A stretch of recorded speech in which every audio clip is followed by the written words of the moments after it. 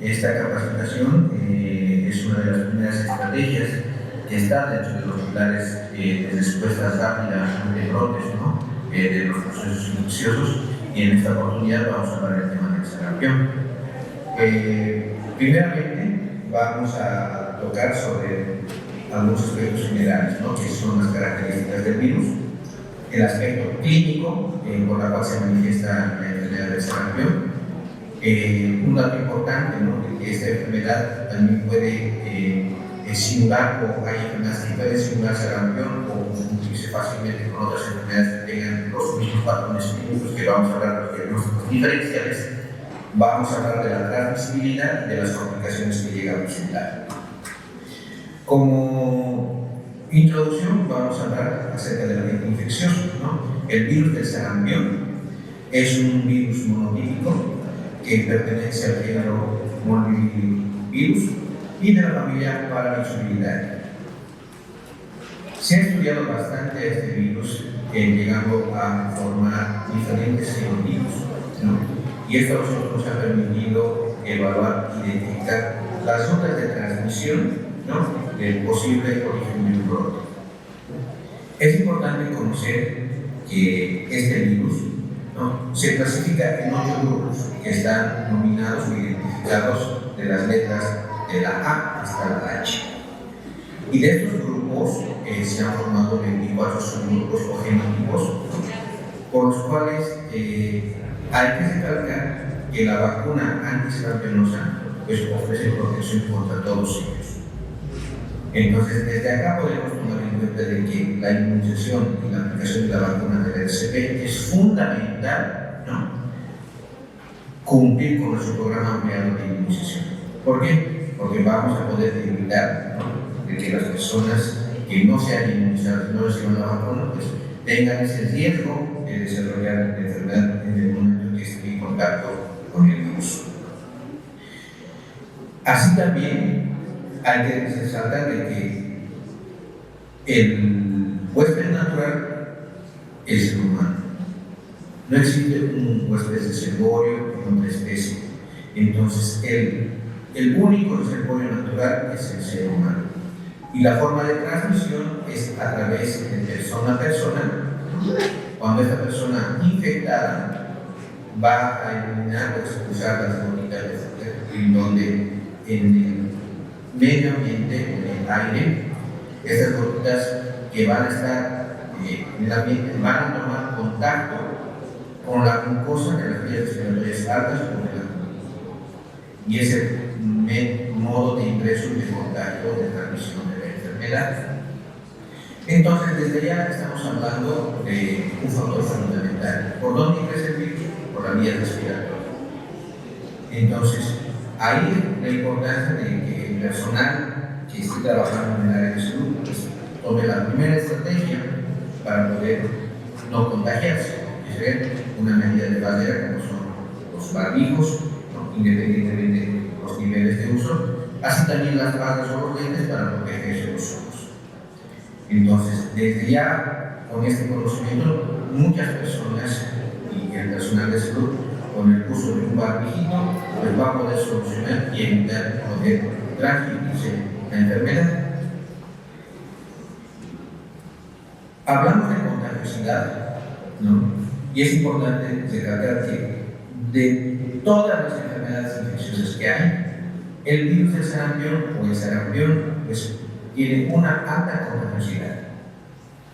Se dice, ¿no?, que en comparación del virus de la hepatitis C, el ébola, el virus de la inmunodeficiencia humana, el síndrome respiratorio agudo severo, la parotiditis y el sarampión, son enfermedades infecciosas, pero que cada uno se caracteriza al tener un caso positivo, ¿no?, la cantidad de casos secundarios que pueda aparecer en un periodo de transmisibilidad.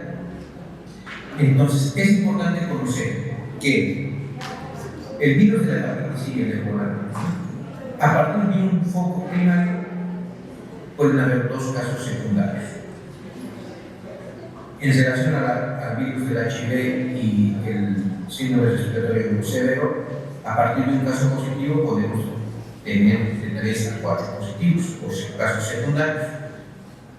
Y en relación a la parotiditis, pues puede haber, a partir de un caso positivo, puede haber la aparición de 4 a 7 casos secundarios. Y en relación al sarampión, ¿no? Ustedes pueden ver que a partir de un caso positivo, ¿no?, en una persona infectada, pueden tener entre 12 a 18 casos secundarios. Entonces, ahí pueden darse cuenta la alta contagiosidad que tiene esta enfermedad. Es por eso que en temas de respuestas, pues, tanto el Ministerio de Salud y el Servicio Departamental están tomando acciones rápidas, ¿no?, para poder hacer el control de este periodo que estamos pasando nosotros.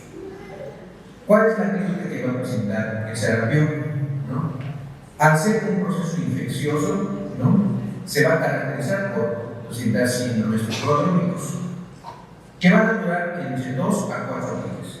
¿Y estos qué pueden ser? La presencia de fiebre, la presencia de malestar general, la presencia de tos, coriza, conjuntivitis y bronquitis.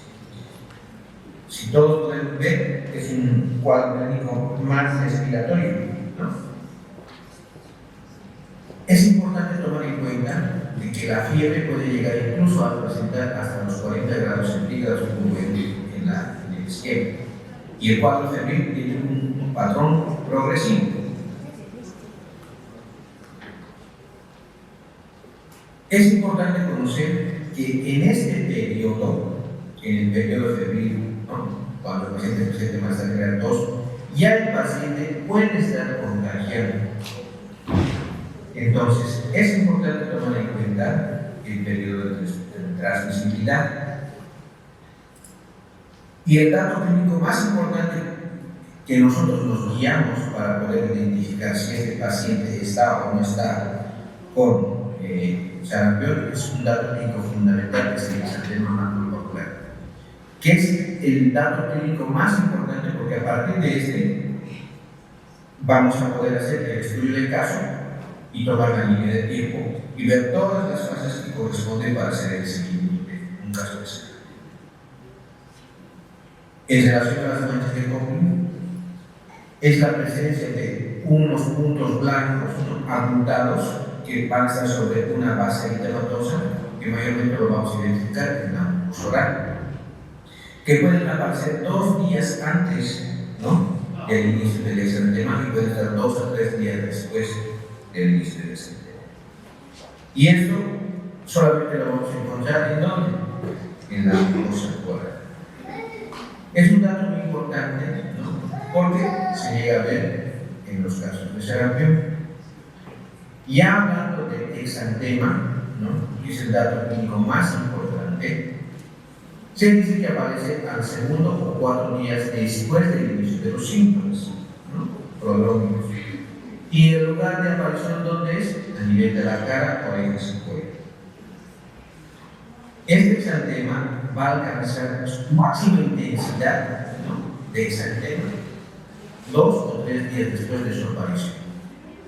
Y esta se va a extender de la cabeza al tronco y a las extremidades, respetando las partes.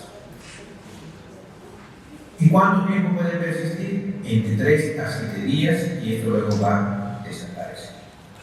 Entonces, acá nosotros podemos tomar en cuenta el patrón clínico tan importante para poder identificar si estamos ante un caso o no de sarampión. Y prácticamente la presencia de fiebre, el exantema maculopapular, ¿no?, es un dato clínico que nos va a orientar que estemos ante la presencia de un caso de sarampión. Obviamente, a este patrón clínico que nosotros estamos viendo, pues va a ser importante, ¿no?, asociar el patrón epidemiológico, que es un pilar fundamental en este tipo de eventos. Ahora, ya habíamos mencionado que el sarampión se caracteriza por presentar fiebre y exantema, pero también tenemos que entender de que no es la única enfermedad que va a producir fiebre y exantema. También tenemos que tener en cuenta la posibilidad o probabilidad de que sea otra patología que se esté comportando por los datos clínicos, como sea la escarlatina, el exantema súbito, dengue y zika. Y es por eso que el personal de salud, en el momento de hacer su evaluación, debe hacer un minucioso examen físico, una minuciosa anamnesis, para poder llegar al diagnóstico más certero clínicamente. Y es por eso que debemos conocer los principales signos y síntomas de estas enfermedades para llegar a un diagnóstico y tomar las medidas correspondientes para poder controlar los brotes o las epidemias. Vamos a hablar del dengue, ¿no? El dengue es una enfermedad transmitida por vector. Su síntoma indispensable del dengue es la fiebre. Es una fiebre alta, persistente, e incluso es difícil de controlar con antipiréticos. Los síntomas frecuentes que llega a presentar pueden ser artralgia y exantema maculovacular. ¿Y cuál es el exantema en el paciente con dengue? Es ese mar rojo de islas blancas, ¿no? Que nosotros lo conocemos. Entonces, ahí ustedes pueden darse cuenta de que con fiebre y exantema maculovacular ya podríamos estar sospechando de que será peor. Y el paciente puede presentar síntomas que pueden aparecer y es la conjuntivitis. Fiebre, exantema, conjuntivitis, ¿qué sospecho? Sarampión. Pero ¿cuál es el dato importante para diferenciar con el dengue? Que el dengue no presenta cuadro respiratorio, ¿no? El dengue no va a presentar tos, no va a presentar coriza y no va a presentar linfodema. Entonces, cuando yo me encuentre ante un caso probable que tenga fiebre, exantema y conjuntivitis, podría pensar, ya, muy bien, este paciente puede ser sarampión o este paciente puede ser dengue. El factor epidemiológico. ¿De dónde está viniendo este paciente? Ya viene de Copacabana. ¿En Copacabana será que tenemos casos de dengue? No, listo, nos descartamos. La probabilidad que sea sarampión. Pero si me dicen que el paciente está viniendo del norte de la Barra, donde hay Carnal, Pamplongo, Coroyo, Churumania, Sunta, San Buenaventura y Siamas, es un lugar rico de enfermedades tropicales, ¿no? Todo el norte de la Paz. ¿Tiene fiebre? Sí. ¿Tiene artralgia? Sí. ¿Tiene exantema? Sí, perfecto. ¿Altamente sospechoso de sarampión? Sí. ¿Altamente sospechoso de dengue? Sí. ¿Y cómo lo diferencio? Ya, el dengue no va a tener cuadros de tos o linfodemopatía. Entonces veremos si el paciente tiene tos. Si el paciente tiene tos, ¿será dengue? No. Entonces ya nos aproximamos a sarampión. Entonces, esa decisión clínica obviamente lo tienen que hacer. Y dense cuenta en qué me basa. Primero, en los datos clínicos que el paciente ha presentado. Y segundo, he utilizado el factor epidemiológico. Nosotros sabemos muy bien que por todo el lado del enfermo no hay casos de dengue o enfermedades tropicales. Entonces, desde ya, esa historial o esa característica epidemiológica me va a hacer tomar en cuenta que no esté en un caso de dengue y me voy a aproximar más al caso de sarampión. En relación a la chikungunya, de la misma forma, es otra enfermedad, ¿no? Arboviral, que es transmitida por un vector, que presenta su síntoma especial, que es la fiebre y la artralgia.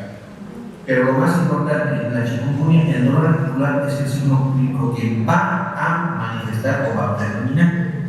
Incluso se dice que es una enfermedad no incorporante, se lo conoce, porque es un dolor tan intenso que al paciente incluso limita la actividad física de ese. ¿Cuáles son los síntomas frecuentes más que pueden presentar? Exantema maculovacular. Entonces, nuevamente hablamos fiebre, exantema, sospecha, sarampión. Pero, si hay artralgia, veremos la intensidad de acuerdo a la escala visual anatómica del dolor, qué tanto le duele, qué tipo de articulaciones le duele, y si ese dolor articular pues, le está limitando a realizar sus actividades cotidianas, que es lo más característico de la chikungunya. También va a presentar este paciente con sospecha de chikungunya con linfodemopatía. Entonces, nuevamente estamos ante un caso de fiebre, exantema y conjuntivitis. Pero la chikungunya no presenta cuadros respiratorios, no presenta tos, no presenta coriza. Entonces, acá ya estamos dándonos cuenta de que son dos enfermedades que presentan fiebre, exantema maculovacular, pero en el dengue y la chikungunya no existen cuadros respiratorios. Entonces, ahí nosotros ya podemos estar viendo el diagnóstico diferencial. Entonces, las personas o los colegas que trabajan en el norte de La Paz, obviamente van a tener pues, más trabajo, porque nosotros quienes trabajamos en estos ambientes, pues las probabilidades son altas. Pese que estamos en el periodo interepidémico, no se descarta de que pueda aparecer 1 o 2 casos aislados de dengue en nuestras regiones, ¿no? Entonces, hay que tomar en cuenta este aspecto. ¿Por qué? Porque pueden ser fácilmente confundidos y obviamente hay que tomar bastante razón clínica para tomar las acciones relacionadas a las respuestas rápidas. Hablando del Zika, ¿no? Este ya no es una enfermedad febril. Hay que aclarar que el Zika no produce fiebre, su cuadro es más subfebril. Ya, a grosso modo llegará pues, a un 37,6, 37,7, no llegando a presentar picos altos como se entiende en el chikungunya. Pero sí, su dato clínico más importante es el exantema macropapular y la conjuntivitis aséptica. Hay que destacar que todas estas conjuntivitis que estamos mencionando son asépticas. ¿Cuáles son las conjuntivitis asépticas? Es las conjuntivitis sin lagaña, ¿no? Que son las conjuntivitis bacterianas que van a producir lagañas. Es importante tomar en cuenta que también este Zika puede llegar a presentar artralgia, linfodenopatía, y como último dato que puede aparecer, lo toman en cuenta la guerra. Pero también de la misma forma, no presenta tos, no presenta cólera. Entonces, dentro de las enfermedades transmitidas por vectores como ser dengue y chikungunya, ¿no? Es importante tomar en cuenta de que estos no contienen o no presentan cuadros respiratorios. Entonces, acá nosotros podemos darnos cuenta de que el sarampión, fuera de su examen de fiebre y examen macropapular, tiene que tener compromiso respiratorio, que es la tos, coriza, bronquitis y en algunos casos conjuntivitis. Ya hablando de la rubiola, ¿no? Su síntoma indispensable que es exantema macropapular y fiebre. Ahí entra el caso sospechoso de sarampión, exantema macropapular y fiebre. Puede presentar artralgias, puede presentar linfodenopatía y ocasionalmente puede aparecer coriza y conjuntivitis. Entonces, acá si ustedes comparamos estos 4 datos clínicos, la rubiola es la que más se aproxima y comparte una gran cantidad de signos y síntomas que el sarampión. Pero ¿cuál es la única diferencia? Que en la rubiola no existe tos, no hay cuadros respiratorios. Entonces acá nos damos cuenta de que la presencia de tos, ¿no? Coriza y conjuntivitis son parámetros que nos van a ayudar, ¿no? a acercarnos mucho más al criterio clínico y tomar las acciones. Acá les muestro una pequeña tabla en donde hablamos del sarampión, la rubiola, la rociola, que es el exantema súbito, el eritema infeccioso, dengue, chikungunya y Zika. Si vemos la etiología, todos son causados por agentes virales, ¿no? Y el periodo de incubación, pues el más largo lo tiene el sarampión y la rubiola, y el más corto lo tiene el Zika y el chikungunya. ¿Todos son febriles? Sí, todos presentan un cuadro febril. A excepción del Zika, que congénitos son cuadros subfebriles.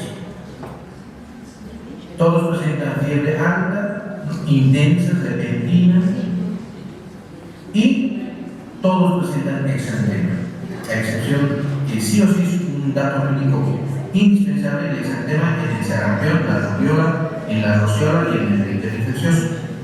Pero en el dengue y en el chikungunya puede ser frecuente la presencia del exantema. El Zika sí o sí tiene exantema. Entonces, con esta tablita nosotros podemos ir orientándonos ante qué caso estamos llevando o presentando o evaluando por sospecha de una enfermedad con exantema y fiebre.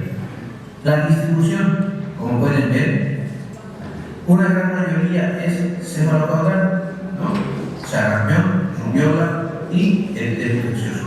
¿Cómo es la distribución del exantema? Cefalocaudal. En cambio, la rociola es a nivel torácico y abdominal. Y en el dengue es centrífugo. Y el dato clínico más importante de la chikungunya y Zika es de que su exantema es pruriginoso, cosa que en el sarampión no. Presentan tos la mayoría de las enfermedades, rubiola, eritema infeccioso, dengue, chikungunya, no presentan tos. La única que presenta, ¿quién es? Sarampión. Entonces, este dato clínico es fundamental, ¿no?, para tomar en cuenta si estamos o no en un caso de sarampión. La coriza, pues prácticamente puede ser frecuente en el sarampión, puede aparecer en la rubiola y está presente en la rociola, el eritema infeccioso, pero no está presente ni en el dengue, ni en el chikungunya, ni en el zika. Artralgia, ¿tiene sarampión? No tiene sarampión. ¿Puede presentar la rubiola? Sí. No se presenta en la rociola. Puede aparecer en el eritema infeccioso en los adultos y en el dengue puede haber la artralgia patognomónica de la chikungunya y puede ser frecuente en eso. Entonces, acá nosotros con esta tablita podemos hacer el análisis, ¿no?, de todas las enfermedades eritematosas, exantéricas con fiebre. Exantema y fiebre realmente es un dato muy importante, y quienes trabajan en los lugares endémicos donde se vea casos de dengue, chikungunya y zika, pues tienen que estar atentos de que también podrían presentar casos de dengue que están dentro de los diagnósticos diferenciales del dengue como también del sarampión. Entonces, ya con estos datos clínicos nosotros podemos entender de que el sarampión, ¿no?, puede tener complicaciones, ¿no?, y las complicaciones que se han visto es la presencia de otitis media, la rinotraqueobronquitis, la aparición de neumonías que se sobreinfectan, la presencia de diarrea, como habíamos mencionado, que los pacientes, especialmente los pacientes pediátricos, pueden presentar cuadros térmicos elevados, cuadros febriles de 40 grados, y estos en su momento pueden llegar a presentar convulsiones febriles, desarrollar encefalitis y seguir. Entonces, ¿en quiénes debemos tomar en cuenta esta recomendación de las complicaciones? Especialmente en menores de 5 años y los adultos de más de 20 años que presentan un riesgo mayor de complicaciones graves.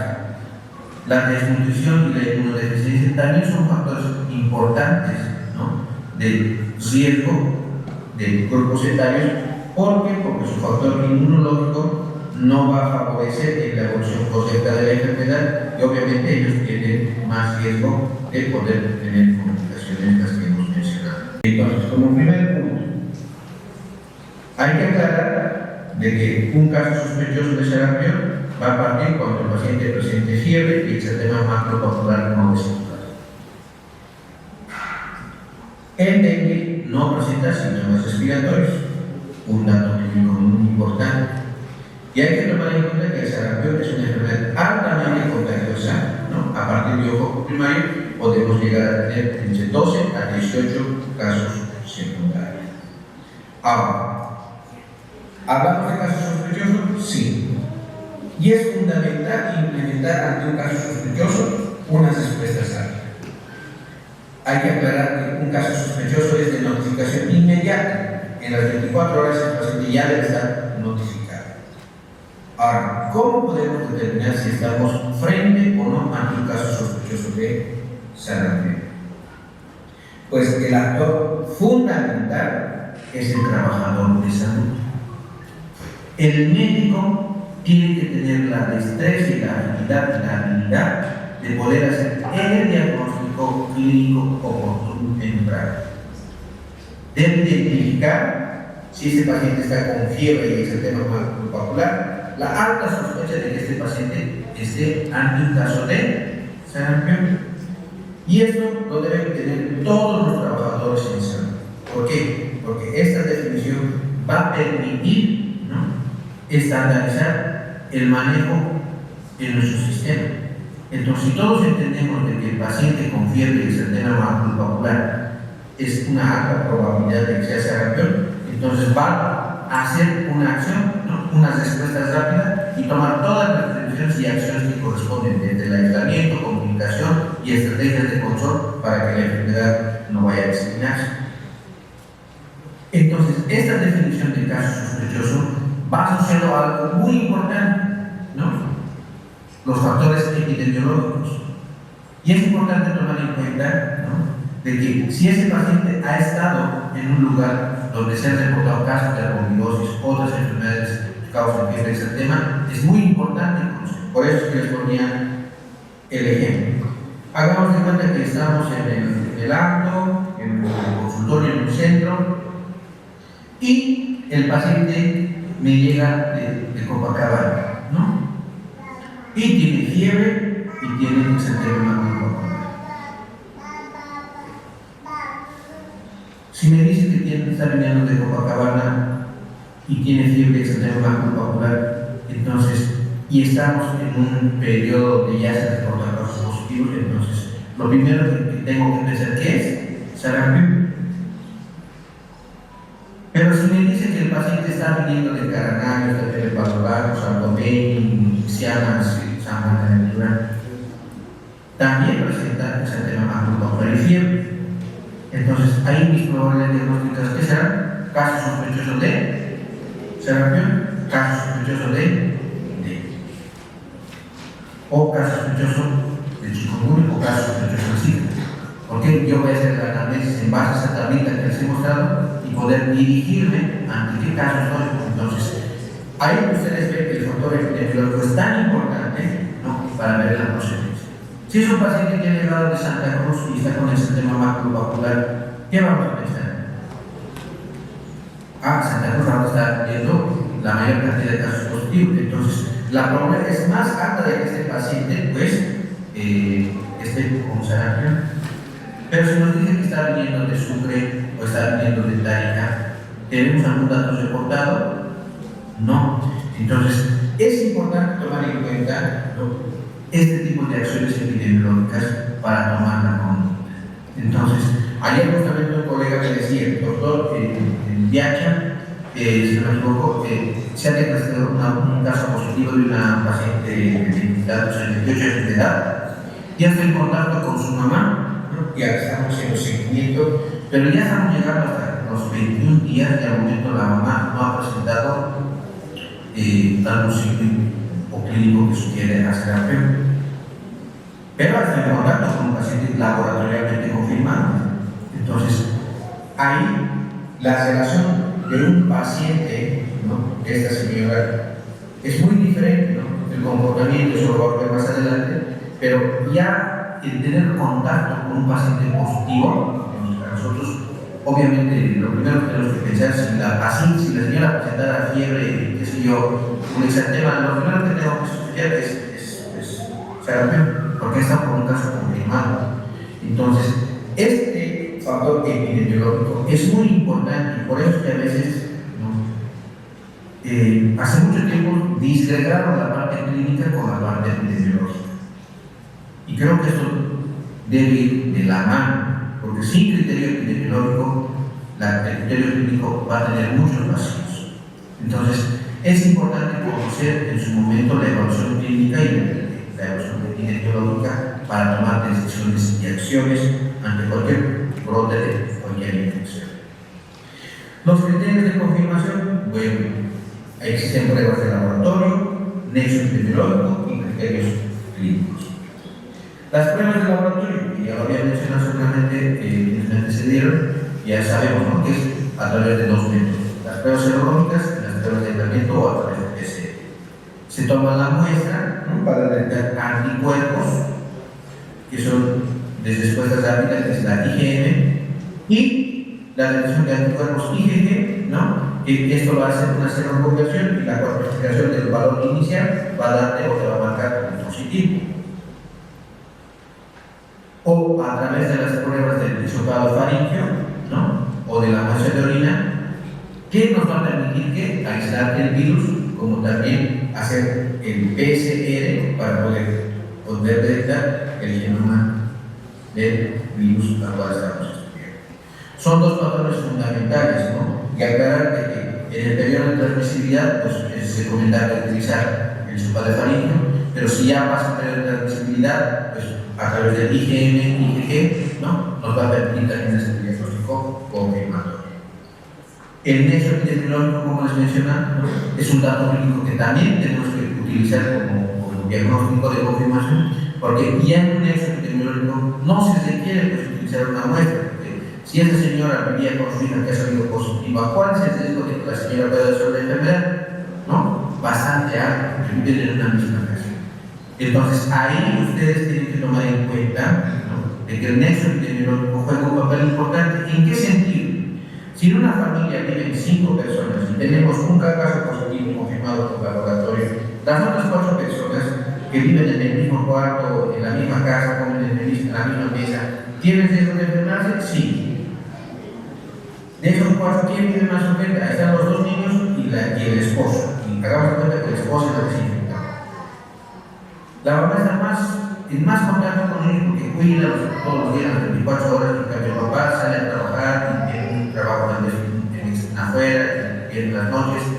Entonces, el periodo de contacto también es muy importante, ¿no? Si una vez más es el contacto con el paciente con sarampión, versus si yo vivo constantemente con un paciente con sarampión, mi riesgo es mucho más alto de enfermar cuando yo estoy en contacto permanente a tener un contacto esporádico. Entonces, el nexo epidemiológico es fundamental, ¿no? ¿Para qué? Para ver si en la familia tiene un caso positivo confirmado laboratoriamente, la probabilidad de que el otro paciente vaya a enfermar es alta. Entonces, le pido al laboratorio. Si estuviéramos en una situación donde pues, hacemos la solicitud como un hemograma para todos, entonces, excelente, pues sería solicitar la prueba confirmatoria a todo caso sospechoso, ¿no? Pero si en una familia hay un caso positivo, entonces el nexo epidemiológico es muy importante para precautelar y cuidar nuestros reactivos, ¿no? Porque ahora, en todo caso sospechoso, prueba. Viene el papá, viene la mamá, viene el hijo, viene la abuela, vienen todos y a todos les solicitan la prueba. Entonces, eso, tomando en cuenta el ejemplo o la situación cuando se ha visto el brote del dengue, que ha agotado los reactivos, ¿no? Y obviamente es un gasto de bolsillo importante para nuestras autoridades y en su momento hay que saber utilizar correctamente la solicitud, ¿no? Entonces, por eso es que se habla de criterio laboratorial y criterio de nexo epidemiológico. Y el criterio clínico, pues es el dato importante. Quiere más el tema macropopular no vesicular y que al menos presente tos por esa conjuntivitis, es sarampión hasta que se demuestre lo contrario. Y eso tiene que ser la mentalidad del personal. ¿Por qué motivo? Porque si yo estoy con la duda de que posiblemente sea dengue o posiblemente ¿cuál es el error que vamos a cometer? Porque si yo estoy sospechando de que con la ausencia de fiebre, ese tema macrovascular, tenga tos y todavía dude, no, por ahí es dengue o por ahí es chikungunya o por ahí es rubiola. Recuerden que este paciente es altamente infeccioso. Entonces, esa probabilidad de diagnóstico y la confirmación clínicamente de que, les digo, es sarampión hasta que se demuestre lo contrario, me va a permitir tomar una acción. ¿Cuál es? El aislamiento. Usted, señor, se debe quedar en casa, ¿no? Uso de barbijo y tomar todas las previsiones para no contagiar a la familia y usted aislarse en un momento, en un lugar específico, ¿no? Hasta que nos llegue el tema confirmatorio del laboratorio, porque el laboratorio va a llegar en menos de 72 horas. ¿Qué hemos hecho con eso? Hemos evitado que este señor, pues, si trabajaba en el banco, tenga contacto con las personas que acuden y sus compañeros de trabajo. Si trabajaba, que sea en un medio de transporte, si trabajaba en una entidad pública. Gobierno Autónomo Departamental de La Paz. Gestión Huayna Maipú.